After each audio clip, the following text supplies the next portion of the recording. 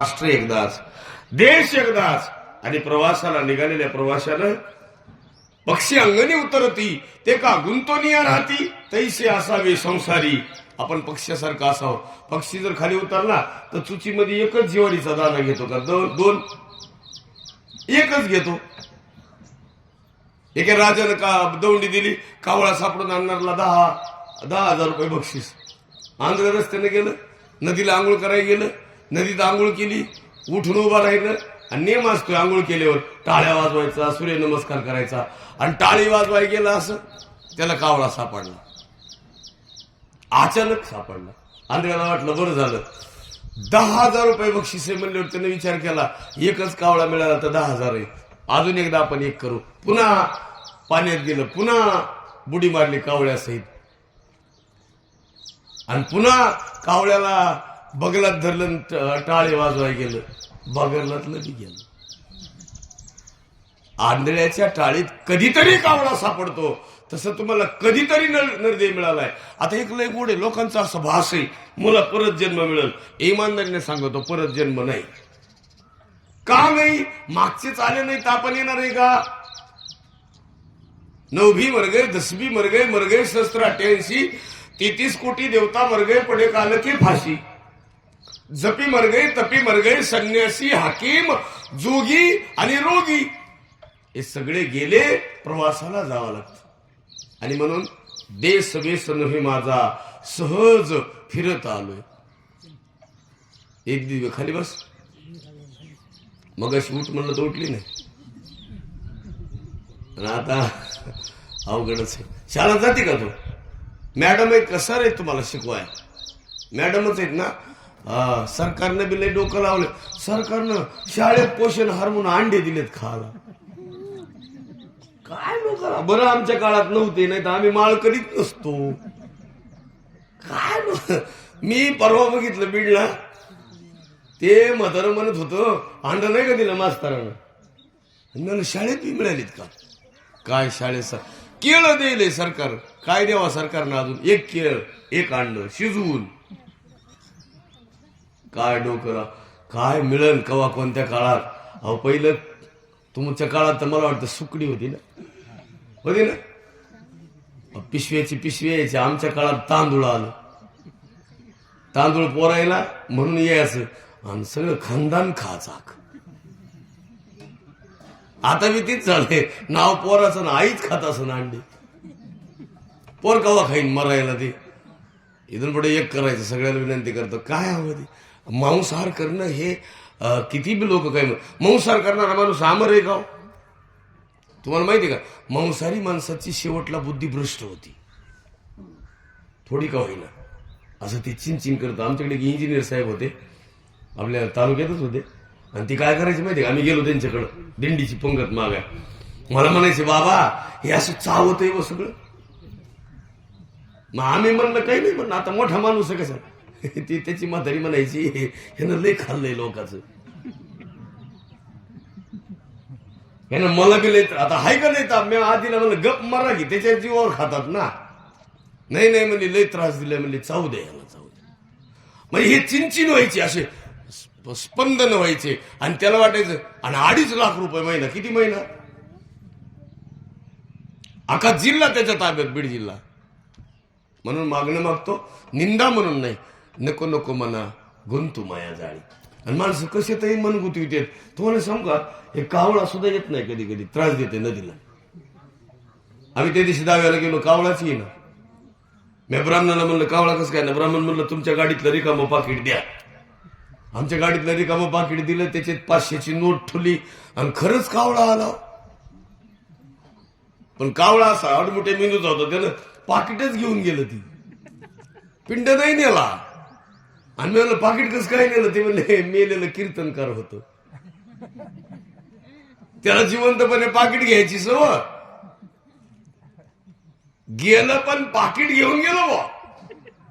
काय लोकांना.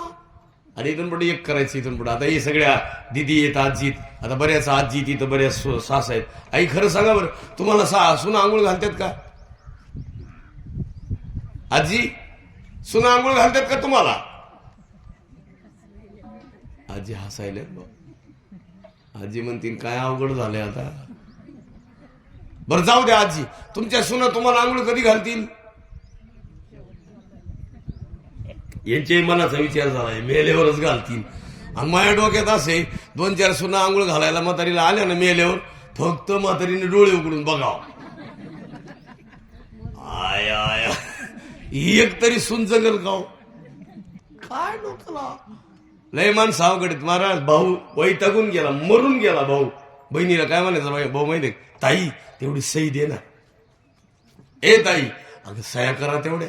ऐक ना, माही पोरं मला लय वाईट बोलत आहेत. ताई काय कर. बहिणी काय म्हणायचं माहिती, नाही नाही नाही नाही, तो मेवना म्हणलाय थोडं दम काढ. आता मेवण्याचा काही संबंध आहे का आपला? आपल्या बहिणीने मेवण्याचं ऐकावा का भावाचं? आणि ती बहीण काय म्हणायची, तो मेवना म्हणलाय जरा थोडं दम काढ. आहे का नाही ताप?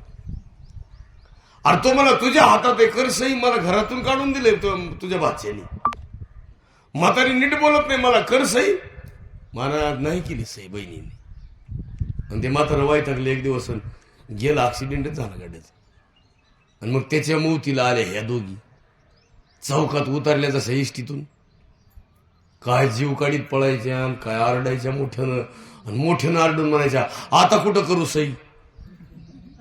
तलाठी ऑफिसाच्या पुढे आल्या, तलाठी मला इथंच कर सही, पुढं नको जाऊ, त्याला कावळा शिवण म्हणून. माणसं गेल्यावर काय होतं ते. आणि माणसं असं झालीत महाराज, दम नाही काढत काही नाही. आपल्या माणसाला जपायला काय लागतं तुम्हाला माहित नसेल तर पुरावा आहे का? कर्ण माहिती तुम्हाला सगळ्यांना, पांडवाचा भाऊ येतो. त्या कर्णाची पत्नी, तिचं नाव आहे पद्मावती. कर्ण मारल्या गेला आणि पद्मावतीची आणि द्रौपदीची भेट झाली. आणि दोघी एकमेकीला भेटल्या. भेटविलं कोणी माहितीये? कुंतीनं. कुंती म्हणजे त्यांची सासू. मग जावा जावा भेटल्या ना. मग द्रौपदी काय म्हणली, मला माफ करा, माझ्यामुळे तुमचा नवरा मेला. ती म्हणजे तुला माफ करायसारखं काय? माझ्या नवऱ्यानं तुला वेश्या म्हणली होती, म्हणला होता, म्हणून तर ती तुझा अपमान झाला. पण ती म्हणली मला माफ करा, माझ्याकडून चुकून हे झालं. ती म्हणली तसं नाही, तुझा अपमान केल्यामुळे त्याला फळ मिळाले. आणि ते कुणाचा संकेत होता तर दुर्योधनाच्या. आणि जे दुष्ट लोकांच्या संकेत राहतात त्यांचं काय होईल? वाटूनच होईल ना. सज्जनाच्या संगत असल्यावर कल्याणच होईल. आता हे ज्यांचं आज आपण पुण्यस्मरण करायला, मला तर मी यांना इतके वेळेस भेटलो, पण मला वाटलं नाही हे इतक्या लांब रहिमतपूरला होते, चर्चा नाही झाली आमची, काही नाही. अरे हे सगळ्यात महत्वाचं आहे. एवढा परिसर परिवार एवढ्या दूर सगळं करून सुद्धा आपल्या इथे यायचं. इथे एक मला वाटतं आमच्या बीडचं कुटुंब आहे बघा, ह्याच रोडला कुठतरी बीड. त्यांची मुलगी इथं ह्याला दिलेली मनोहरपूरला, मोरे काहीतरी आडनाव. त्यांचा एक मुलगा ड्रायव्हर आहे वाटतं आईचा. आपल्याच कळसमध्ये राहतात. मी त्या दिवशी ते गप्पा मारताना ते म्हणले आम्ही तर कळसचे आहेत. मी म्हणलं कळसचे? आणि ते म्हणले आम्ही मूळचे बीडचे. मी म्हणलं आमचं कळस, मी बी कळसलाच राहतो. ते म्हणले आम्ही बी बीडचेच आहेत. मी म्हणलं माझा एक कळसच झाला बीड कळसमुळं. आपल्या गप्पा मारत होतो. ते म्हणले आम्ही बी इथंच राहिलो आणि इथंच सगळं. याचा अर्थ असा आहे, हे जी परिसर आहे, हे जी गाव आहेत, हे विचार श्रीमंत गाव आहेत. दुसऱ्याला त्रास नाही महाराज. हा तो ड्रायव्हर सर आहे ना वाटतं काहीतरी, एक आहे नक्कीच. कधीतरी इथून पुढं जीवन हे कधी मिळणार नाही. सगळं मिळेल, तुम्ही लाख कोटी रुपये कमवताल, पण शरीर मिळत नाही. आणि शरीर हे नासक आहे, त्याला अभंग आहे, नाशिवंत देह जाणार सकळ आयुष्य खातो काळ. आणि म्हणून काय करायचं, कधी बी मनाला विचार केला पाहिजे की माझी परिस्थिती काय, माझं जीवन काय, आणि मला कुठं प्रवास करायचा आहे. खरं सांगा, काय हा माणसाच्या जीवनातलं खरं आहे? शिर्डीचे साईबाबा चन्नापुरीला आलीचे खोन आहेत. शिर्डीचे साईबाबा, त्या राहत्यातले लोक म्हणतात आजही बाबा इथंच राहिले असते. बघा बरं का, मग यांना कुणी अडवलं होतं का? अडवलं होतं कुणी? आता इथून चन्नापुरीतून जर जात असतील तर बाबा प्रत्येक गावात गेलेत नाही भेटत, मग कुणीतरी थांबवलं का?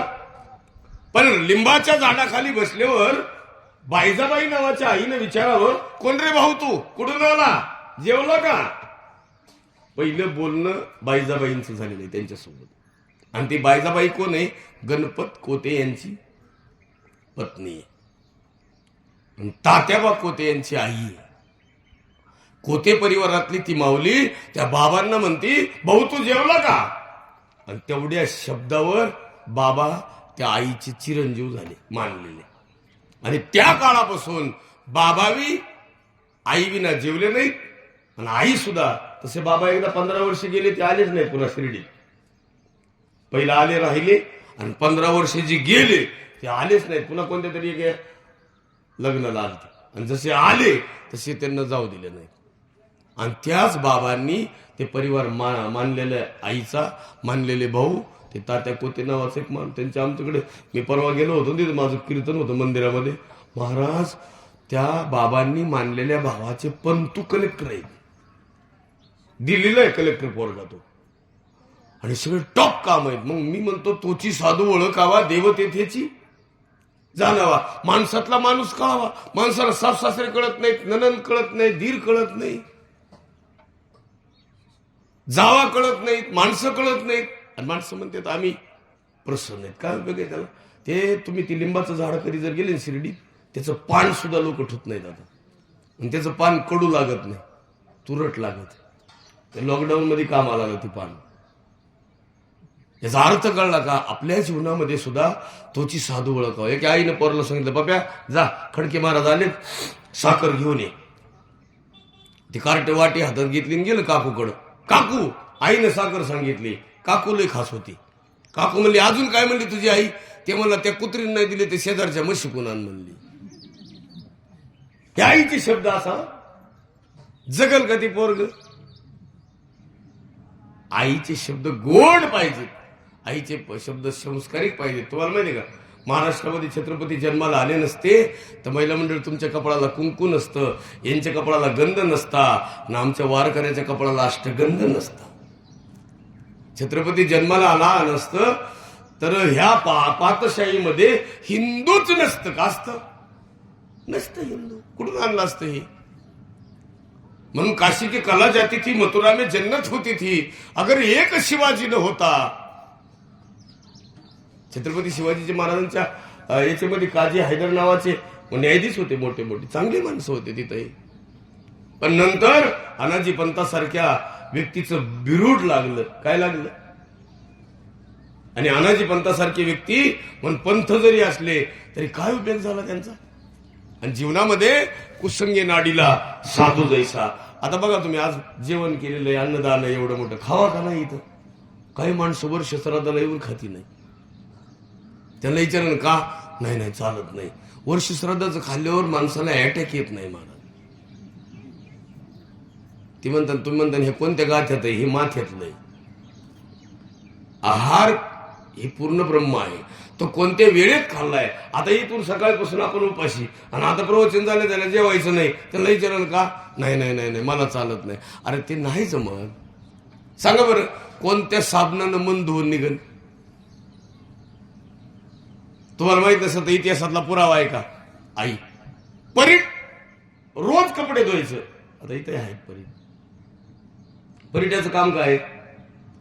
पुण्यात एक परीटाचा घाट आहे, लय मोठा आहे. ते स्वारगेटून हडपसरला निघलं का त्याच्या बाजूला उजव परीट, रोज कपडे धुवायचं. बघा बरं का, परीटाचं काम काय? कपड्यातला रोज काय काढायचा? मळ काढायचं, कपडे शुद्ध करायचे आणि द्यायचं. त्याच परीटानं सीतेवर संशय घेतला. परीट काय म्हणलं? मी काय रामासारखा आहे का? 6 महिने रावणाकडे ठुली आणि आता नांदू आहे. हे कोण बोललं? परीट बोललं. आता इथं आगच लागलं. आता हे काही नाही, पण बाळूमामा माझ्याकडेच येईन उद्या सकाळी. पण तुम्ही सुद्धा सगळ्यांनी आता लय गोड आहे. महिला मंडळ सांगतो, तुम्ही रोज कपडे धुतात का नाही? मग तुम्ही कपड्यातला मळ काढता का नाही? रोज काढता का नाही? आणि मनातला? जोपर्यंत मनातला मळ निघत नाही ना, तोपर्यंत कपड्यातला किती मळ काढा, काय उपयोग आहे त्याला?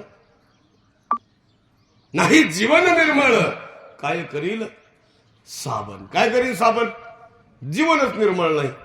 आता काही लोकांना बघा तुम्ही, मतदान चालतं आहे की नाही? काही लोकांना मतदान महिलांचं चालतं, महिलाच्या हातचं खायला चालतं.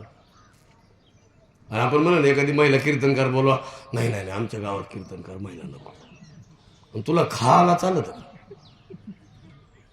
आमच्याकडे एक लई मोठा सप्ताह होता. आम्ही गेलो सप्त्याच्या वर्गणी मागाय आणि वर्गणी मागत असताना काय होतं माहिती ज्या ज्या भागात गेलो का